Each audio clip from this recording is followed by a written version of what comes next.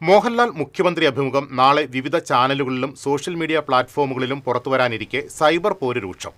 PR അഭിമുഖമെന്ന് Congress ഗ്രൂപ്പുകൾ ആരോപിക്കുമ്പോൾ ഉമ്മൻചാണ്ടി മോഹൻലാൽ അഭിമുഖം ചൂണ്ടിക്കാട്ടിയാണ് ഇടത് കേന്ദ്രങ്ങളുടെ മറുപടി.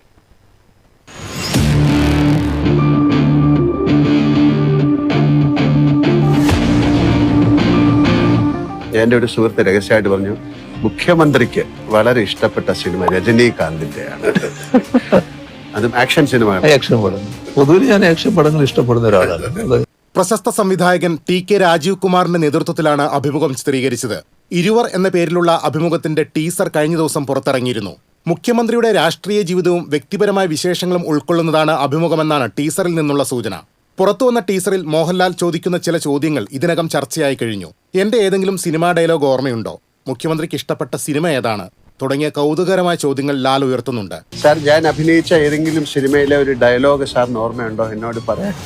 അത് എന്തല്ല ദിനേശനും ദാസനും ജീവിതത്തിൽ എന്തെങ്കിലും പശ്ചാത്താപം തോന്നിയ കാര്യമുണ്ടോ എന്ന ഗൗരവകരമായ ചോദ്യത്തിനും മുഖ്യമന്ത്രി മറുപടി നൽകുന്നു.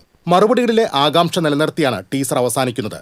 ടീസറിന് പിന്നാലെ ഉയർന്ന വിമർശനങ്ങൾക്ക് മറുപടിയായി 2011 ഉമ്മൻചാണ്ടിയുമായി മോഹൻലാൽ നടത്തിയ അഭിമുഖവും സോഷ്യൽ മീഡിയയിൽ ചർച്ചയാവുകയാണ്. 2011 നിയമസഭാ തെരഞ്ഞെടുപ്പിന് മുന്നോടിയായാണ് അന്നത്തെ പ്രതിപക്ഷ നേതാവ് ഉമ്മൻചാണ്ടിയുമായി മോഹൻലാൽ അഭിമുഖം നടത്തിയത്.